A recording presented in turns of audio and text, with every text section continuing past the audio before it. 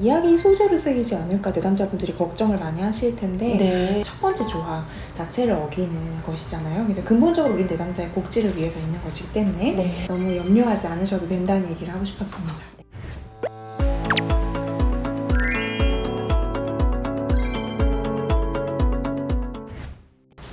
안녕하세요. 한국상담심리학회 홍보위원 최은정입니다. 오늘도 김지은 선생님과 함께 여러분이 궁금한 이야기 풀어가 보겠습니다. 안녕하세요. 안녕하세요. 상담심리사 1급 김지은입니다. 네. 제가 오늘 들고 온 주제는 이거예요.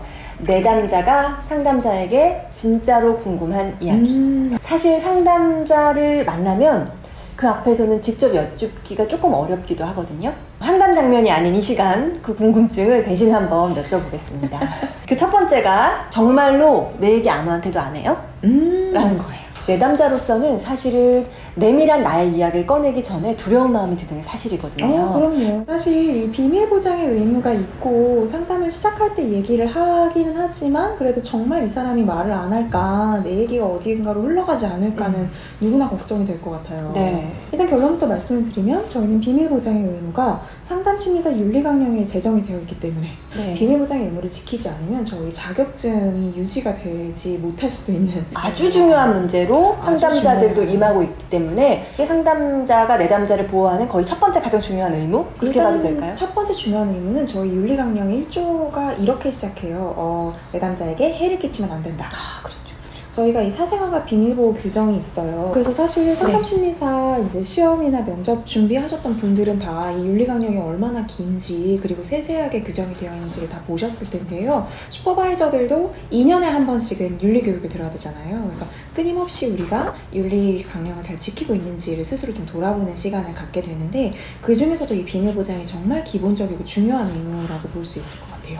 그 중에서 몇 가지만 한번 네. 좀 인용을 해볼까 봐요. 네. 정보의 보호 및 관리 항목에서 사생활과 비밀 보호 두 번째, 상담 심리사는 사생활과 비밀 유지에 관한 내담자의 권리를 최대한 존중해야 할 의무가 있다. 또 중요하게 생각할 게 어떤 게 있을까요? 상담심리사는 강의, 저술, 동료 자문, 대중매체 인터뷰, 사적 대화 등의 상황에서 내담자의 신원 확인이 가능한 정보나 비밀 정보를 공개하지 않는다라고 되어 있어요.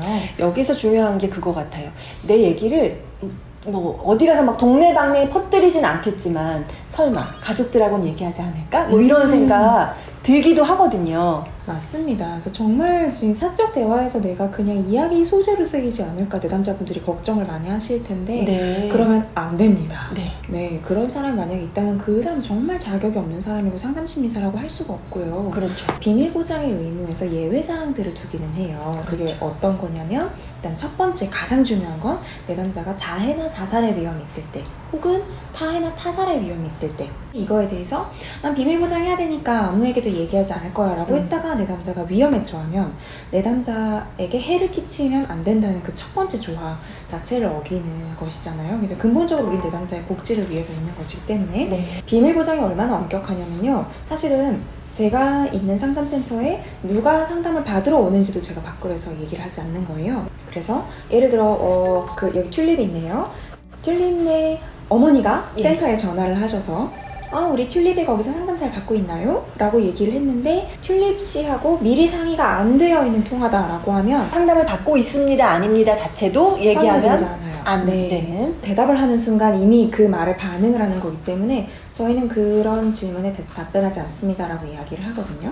그 정도로 네. 엄격하게 그렇죠. 내담자에 관련한 모든 것에 대해서 철두철미하게 보호하고 있다. 네. 하지만 반면에 그렇다고 해서 이 튤립 씨가 생명이 위험할 때 저희가 막 신고를 못하고 이렇게 되면 튤립 씨가 위험해지는 것이기 때문에 그렇죠. 119에 전화한다든지 아니면 비상연락처로 연락을 해서 튤립 씨가 지금 위험한 상황이니까 확인해 주세요라고 요청을 하거든요. 네. 그런데 이 과정에서 튤립 씨가 그동안 상담을 저랑 어떻게 했고 이게 아니라 그건 전혀 상관없고 제가 어쨌든 상담자라는 사실이 밝혀지기 때문에 비밀 보장의 의무에서 제외된다고 말씀을 드리는 거예요. 그분만큼 철저하게 지키는 비밀 보장이지만 한계가 분명히 있고 예외 규정도 분명하게 있는 거고. 네, 그 예외 규정 중에 또 하나는 이제 그 소송을 진행하시는 분들 법정에 소견서를 제출하고 싶다. 그럴 때 내담자의 동의를 얻지만 어쨌든 상담 내용이 조금 나가게 되기 때문에 네, 내담자와 충분히 그건 논의를 거쳐서 네. 하는 거고. 정신과도 다니면서 상담도 받는 분들이 꽤 많으세요.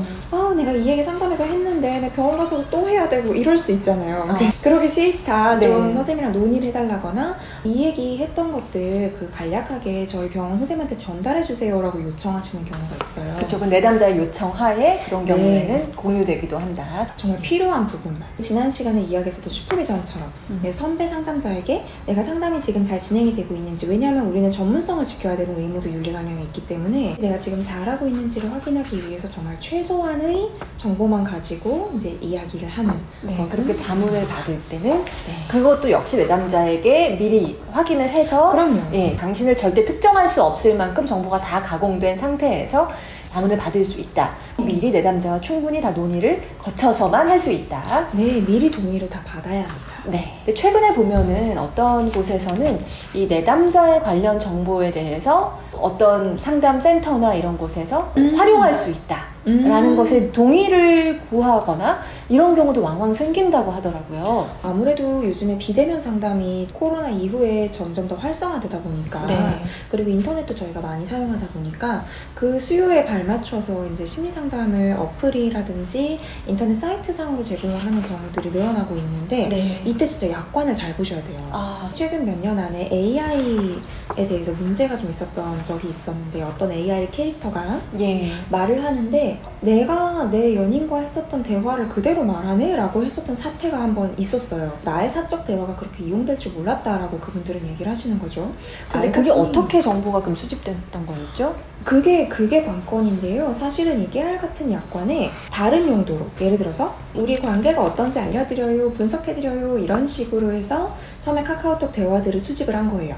이거는 자발적으로 참여자들이 이제 드린 거죠. 문제가 뭐냐면 이 대화가 어느 정도 저장이 되고 어디까지 활용이 될 수 있는지에 대해서 사람들이 약관을 꼼꼼하게 보지 못한 거고 사실은 그렇다고 해도 이렇게 함정이 있는 약관을 만들면 안 된다고 생각하긴 하지만 어쨌든 AI는 머신러닝을 통해서 계속 많은 데이터를 학습을 하고 나서 좀 더 자연스럽게 사람의 말을 하게 되는 거잖아요. 이 사적 대화들이 그냥 익명 처리만 되고 그대로 나간 거죠. 자기가 옛날에 했었던 말들이 그대로 이제 나온다든지 이런 식으로 그런 문제점들이 발견이 되면서 이 서비스가 중지가 되기도 했었는데요. 익명 처리가 된다고 해도 위험한 상황일 수 있거든요. 그런데 이 상담 사이트들 중에 간혹 가다가 익명 처리하겠다라고 쓰여 있지만 이 상담 내용이 전부 저장이 된다라고 약관에 명시가 된 곳이 있어요. 이런 것들은 정말 주의해서 신청을 사실 내담자들도 자신의 권리, 의무에 대해서 꼼꼼하게 확인을 하고 신중하게 선택하는 것도 필요해 보입니다. 맞아요. 두 번째 질문으로 넘어가 볼게요. 내담자 이야기를 들으면서 상담자는 과연 어떤 생각을 할까?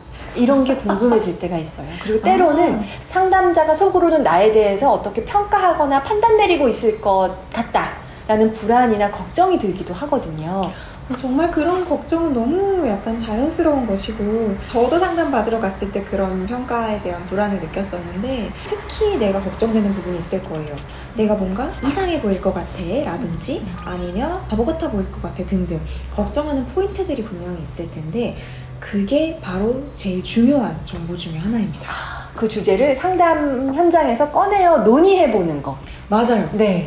그거 무척 중요할 것 같아요. 상담 선생님이 제 얘기를 들으시면서 저를 이렇게 생각하실까봐 걱정돼요. 정말 솔직하게 자기를 개방할 때 우리의 상담이 한 단계 더 올라가는 깊이가 더 깊어지는 그런 순간을 맞이할 수도 있다. 이게 그냥 단순히 상담자만 나를 그렇게 생각할 것 같다가 아니라 보통은 내가 평상시에 대인관계에서 어떤 것들이 두려운지를 보여주는 거거든요. 이런 것들이 상담에서 나와야 이분이 평상시에 이걸 제일 걱정하면서 사는구나. 이런 것들이 어디서 왔을까? 얼마나 지금 삶에 방해가 되고 있는가를 상담에서 이야기할 수 있기 때문에 이 얘기를 내놓고 상담 선생님에게 하는 게 굉장히 중요하고요. 그런 면에서 그걸 한번 딱 잡고 사실은 더 깊게 탐색할 수 있는 아주 중요한 힌트가 될 수도 있다.